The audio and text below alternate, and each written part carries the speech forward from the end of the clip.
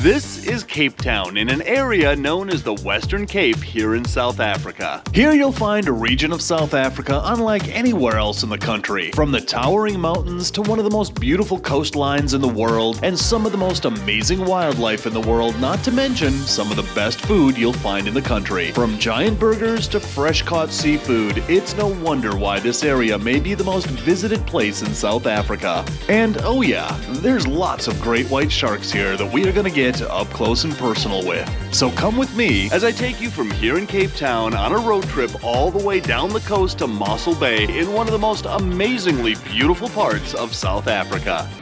I'm Dave Kaufman. I travel to distant, exotic places and places a little closer to home to indulge in the culture and cuisine from the familiar to the extreme. There's always an open seat at my table for you, and sure, I'll pick up the tab. This is Dave Kaufman Eats the World. So we're going to start out our first morning here in Cape Town by doing something that I've literally wanted to do almost all of my life. I have always wanted to see penguins in the wild. Well, here in Cape Town, this is the famous Boulder Beach. And it's here that you can get up close and personal with African penguins. But you can walk down this trail here, you can be surrounded by all of these penguins. These penguins are also known as Cape penguins or South African penguins, but they are mainly known as jackass penguins because their call sounds just like a baying donkey.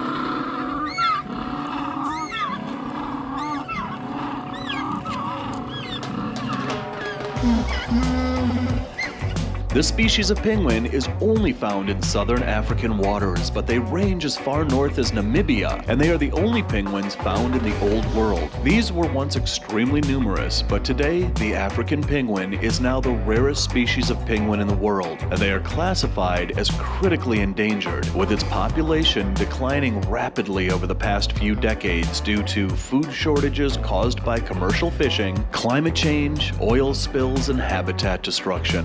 And today, their population has declined by 95%, and in another 25 years, they may be completely extinct in the wild, and will only be saved from complete extinction by being housed and bred in zoos around the world. This is just one of the most peaceful, most incredible places I've ever been. You're just standing here, inches away from wild penguins, and they're all over these rocks, and it's not just the penguins. This place is also home to the hyrax, and that is one of the closest living relatives to elephants, believe it or not. But this is just one of the most amazing places, and if I lived here in Cape Town, this is where I would be every morning, and I would never get sick of seeing all of these penguins. But they're right in front of us in the bushes. They're standing on the rocks over there. So you can leave the trail here.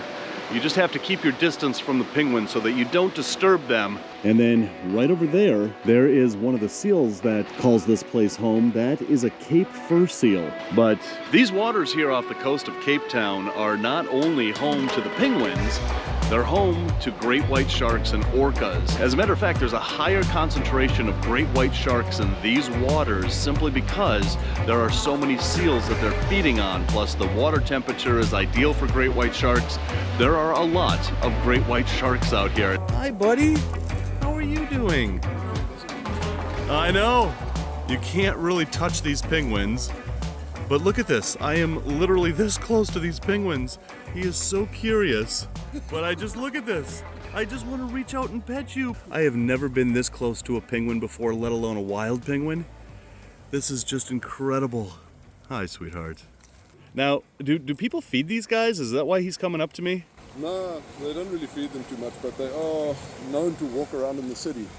Oh, I see. So in the city. So they really don't have any real fear of people. No, not really. Okay. They've been here for years, and all the tourists come to visit them, so right. they kind of know what they're doing. So they're used to people, and yeah. Wow. You'll see on the main road there's penguin crossings and things because they go into people's gardens and nest there, and they go into the bushes. Oh wow. They've kind of integrated. They're part of Simonstown now. What an amazing place. You've got a fly on your face. Right there.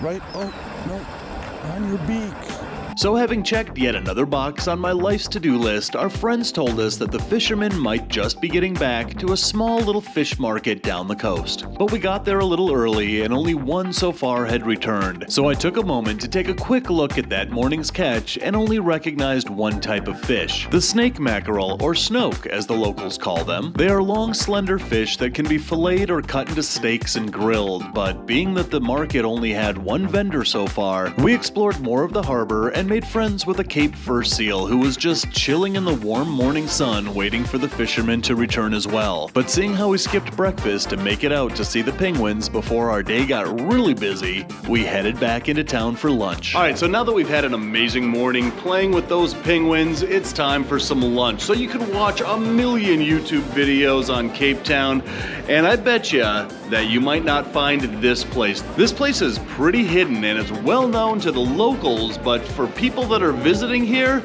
you might want to Google this place because this place has some of the most amazing, authentic South African burgers that you're gonna find here in Cape Town. So before we continue on down the coast, we're gonna stop right here at the Knob, which boasts no ordinary burger, before we get on the road and head further east. So out of all the burgers that they have in this place, it was a tough decision, but I elected to go with the Full House, which is nearly everything: cheese, bacon, chili, Prego sauce, and an egg, because I kind of felt that that would give me a sampling, well, of everything. All right, so our burger has arrived, and this thing is massive. This is one of the biggest burgers I think I've ever had the opportunity to tackle, and our friend in town that told us about this place warned us that these were big burgers, and surprisingly enough, this is not the biggest burger that they have on the menu. They have something called a challenge, which is, I would say, 3 times the size of this burger. But this burger has all of those ingredients. You can see the chili just dripping off of there, that thick sliced ham, and the egg yolk is broken and is leaking all over, which is going to add a really amazing flair to this burger. And there's no way that I'm going to be able to pick this up and eat this like an ordinary burger, so I'm going to have to cut this in half and eat it half by half, maybe even quarter. We'll start with half and we'll see how that goes. We've got lots of onions, we've got pickles, we've got tomato. I ordered mine medium rare because that's the way I like my burgers, but this is truly a monstrosity, which is also how I like my burgers. All right, there's really no easy way to eat this without looking like a complete slob, so I'm going to embrace that. I'm just gonna try a big bite of this. Here we go.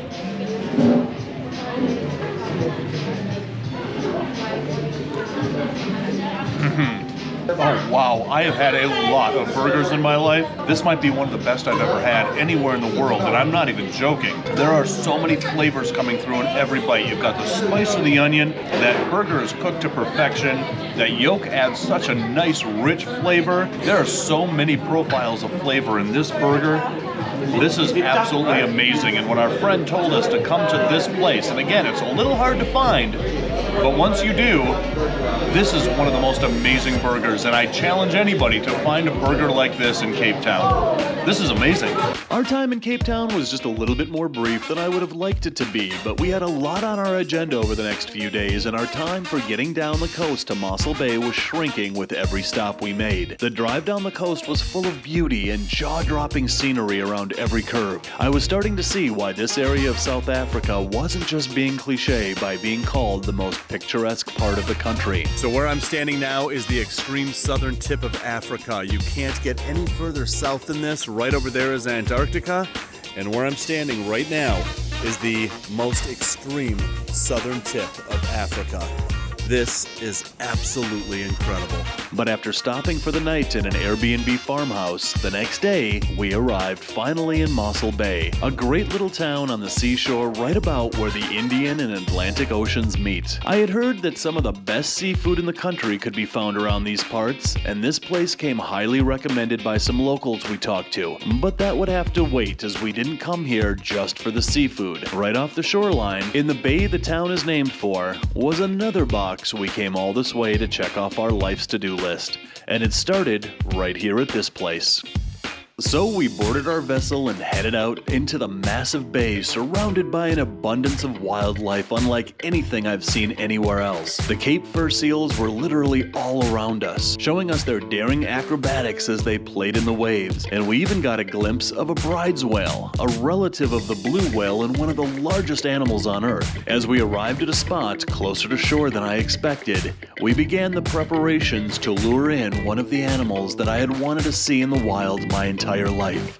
Once the bag of fish guts was cut open and prepped for a chum line, and the rotten and very fragrant tuna heads were at the ready, we scanned the surface with our breaths held that what we came here to see didn't disappoint us. And thankfully, they did not disappoint. Shark off the stern at 8 o'clock, right over there. That's a great white. Oh! The big shot, eh? Oh my God. Come on, come on.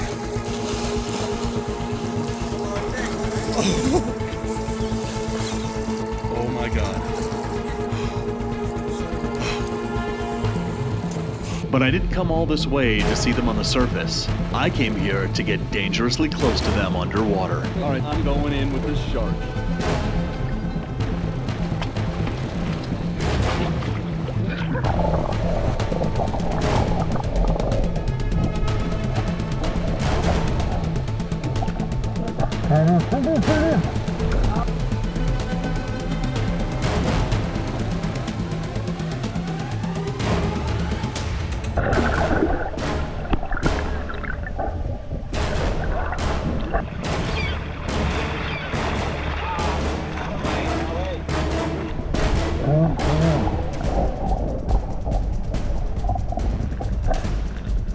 The boat is like rocking in the waves, and it's very hard to keep your hands and feet inside the cage.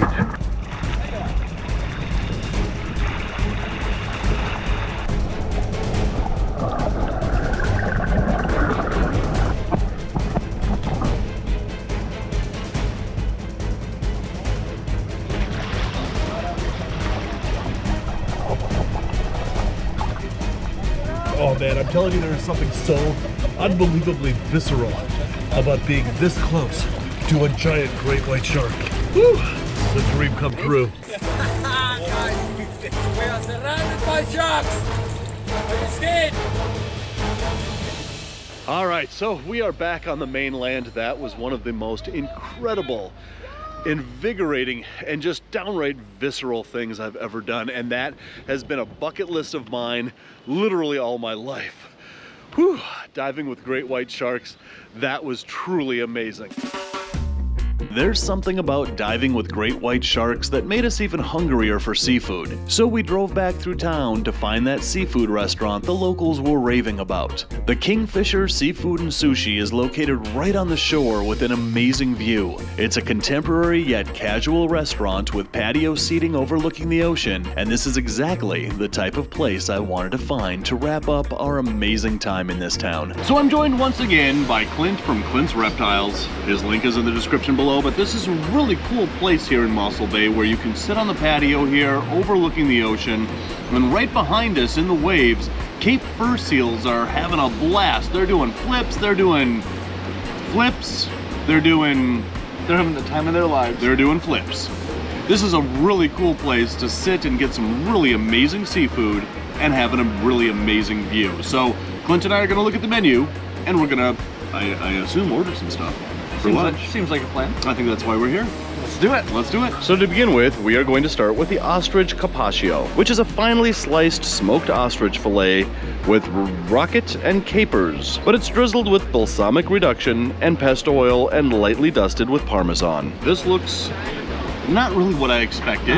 No, this is not at all what I anticipated it would look like. But I don't know what I would expect, actually. So I don't know why this comes as a surprise that this looks absolutely delicious.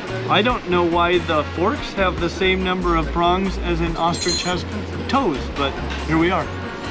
Very interesting. I wonder if that's deliberate. I hope so. So in this dish, the ostrich meat is actually very thinly sliced, but it's served raw, and it's drenched in that balsamic vinegar. But we just discovered what rocket is. Rocket is the greenery, which I think looks like arugula. Is arugula known as rocket here in South Africa? Comment below, let us know. Is arugula the same as rocket? All right, so we're just gonna try this out. You ready? Oh wow, that is delicious. That is really, really quite good. It's, I mean, I wouldn't have anticipated that that was the flavor it was going to have. Definitely no, me either. It has a flavor of a salted cured meat, which I've always enjoyed. So, we've been traveling all over Africa, and I've wanted to try a lot of different meats here from Africa, and ostrich was one of the meats that I wanted to try here. And everybody told me that it wasn't very good, don't try it.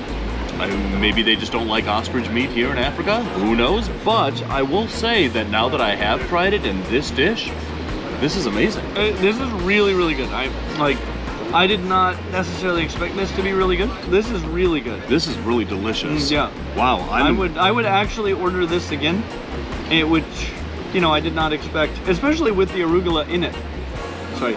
Especially with the rocket in it. Rocket arugula. The rocket didn't look like it would be the kind of thing that would add a good flavor, or, you know, but it's like, well, you know, you got to try it that way once. But that was all shockingly good. I agree. And that it's sprinkled with Parmesan cheese on top, that's what gives it that little extra kick of flavor. This is absolutely delicious. All right, so our Kingfisher platter is on its way. We're gonna finish this off. Again, ostrich carpaccio here is absolutely fantastic. Yes, really good. I'm gonna eat this like a shark with my face. How else would I eat if not with my face? I don't know, also roll your eyes back in your head when you do it. Because that's what sharks do. And then for our entree, we have elected to get the Kingfisher Platter, one of their signature platters here at the Kingfisher. It's prawns, calamari strips, hake, which is a local fish, mussels in a creamy garlic sauce, and served with a salmon and cream cheese spring roll. But the one thing about this platter that I'm a little bit disappointed with right off the bat is, look at this. They only give you one spring roll on this entire platter. We're gonna have to split this. So when it comes to the filling of this spring roll, I either got gypped or there's not a lot in these spring rolls. Did I get gypped? Nothing in there. Nothing in there. All right, so we're just gonna try out the spring roll. Here we go.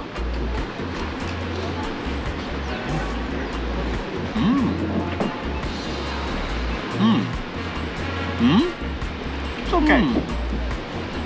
All right, so right off the bat, I did not enjoy that. No, I see why they only give you one.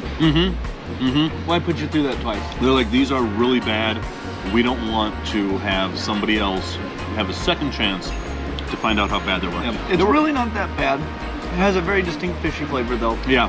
And, you know, especially compared to everything else on this platter. Right. It was a miss. It's not like it's objectionable. It's just not good. Not objectionable. But the fillings, not a lot of fillings in there. It really was hollow. Not what I expected from it, but that one was a miss. But we've got a lot more to try on this platter. We're moving on to the calamari. I'm gonna try mine with no sauce. You're gonna go for the sauce. Here we go.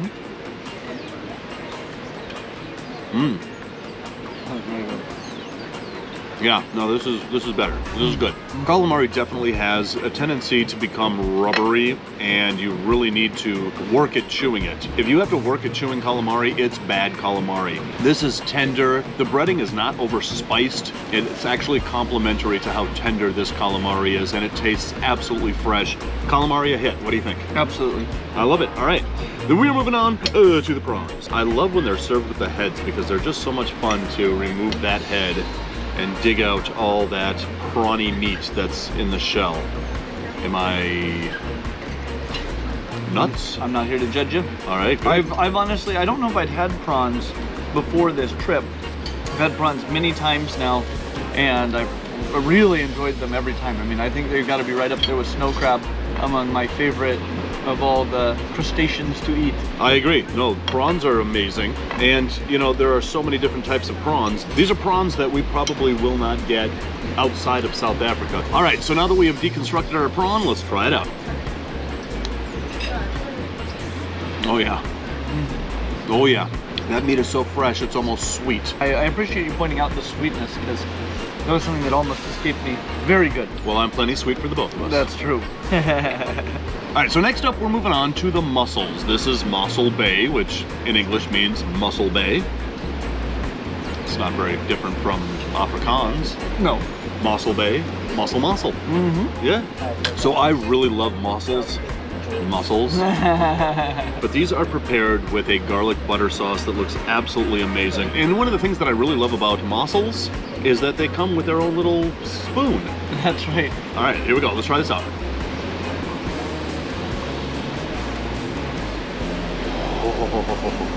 That garlic butter cream sauce is amazing. I mean, it's like a big flavorful sledgehammer that just smashes you right in the mouth. And the mussel itself is really big and meaty. Yep, I mean, big and meaty mussel. But it's got a very, again, tender texture to it. It does have a tender. You're not gonna do anything about me saying big, meaty mussel? I'm gonna let you go with You're that. gonna let me slide it? Okay, that's fine, thank you. Let's move on to the fish. Now this fish is called hake. I have nothing else to say about that. It seems to be very, very famous around here. There's hake all over this menu. And this is probably the thing I've been the most excited to try. And I'm not exactly sure what hake is. I mean, there's got to be another name for it that we all know and love, or maybe not. I think it's hake. Hake. Comment below if you're from South Africa or know South African food better than we do, and let us know, is there another name for hake? Let us know in the comment section below. Let's try this out. So far, it looks like almost a beer batter, but I don't think it's beer batter. It looks that way. It doesn't look like a flaky fish. It looks very compact. I sometimes forget that there's something called the internet and that we can Google things. So hake is actually a type of cod. If you know it by any other name, again, feel free to comment below and let us know what that is. Okay, let's try the hake cod. Here we go. Great. You know, I'll tell you, one of my least favorite foods is fish, actually, believe it or not, even though I eat a lot of them and I catch a lot of them and then I eat more of them after I catch them. But it has to be like caught that day fresh for me to really enjoy fish. Otherwise it kind of gets this little fishy aftertaste and it's just not as good.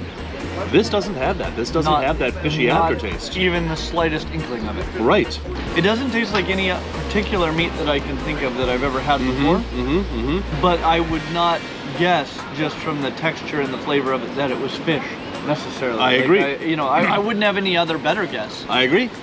But it's really quite good and very unique. Well, and it's a mild flavor, so it's not overwhelming in any way, but it is very, very enjoyable. I agree 100%. So this has been an absolutely amazing trip here in the Western Cape, from Cape Town all the way here to Mossel Bay, between the penguins and the giant cheeseburgers and the great white sharks, and now one of the best seafood platters you're gonna find in Mossel Bay. This has been one incredible experience here in South Africa. So Clint, thank you so much for being in yet another one of my videos. My pleasure.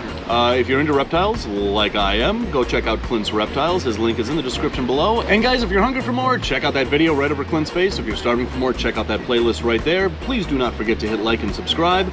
Right now, I'm gonna go surfing because I have not had enough of great white sharks. Have you? Never. And I think surfing is the best way to see them. Agreed. Yeah.